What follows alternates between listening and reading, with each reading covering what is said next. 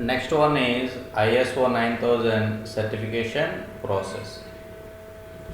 Here, initially, an organization has to decide about getting the ISO certification because it will involve in the formal process of development. Organization willing to achieve ISO certification go through the following ISO 9000 certification steps and apply to the ISO 9000 register. Here, proposal stage, pre-assessment stage, documentation review and adequacy audit, compliance audit, registration, continued surveillance. Here, first one is proposal stage. In this stage, the organization prepares a proposal in the format and according to the guidelines provided by the ISO to apply to the register for ISO certification. Second one is pre-assessment stage. At this stage, register and the responsible people make a rough assessment of the organization. Third one is document review and adequacy audit.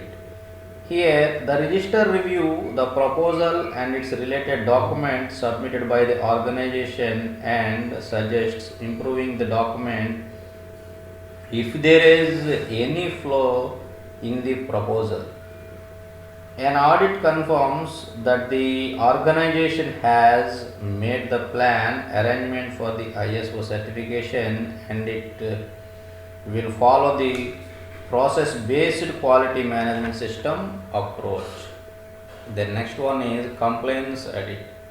In this scenario, this is the verification process to check whether the organization has realized the suggestions provided by the register during the documentation review stage. Then next one is registration. The organization receives the ISO certification from the ISO register after completing all the previous stages. Then only they are getting certificate. Then last one is continued survey. The ISO register and her team regularly monitor the organization to ensure that the organization is following the ISO standards for software development. Here some few silent features of ISO 9001 requirements. Here first one is document control. In this scenario, all document concerns with the development of a software product should be properly managed, authorized and controlled. This requires a configuration management system to be in place. Then next one is planning. Proper plans should be prepared and then progress against these plans should be monitored. Then review. Important documents across all phases should be independently checked and reviewed for effectiveness and correctness. Then testing.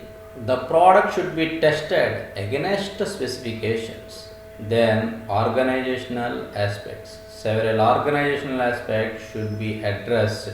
Example, management reporting of the quality team. Thank you.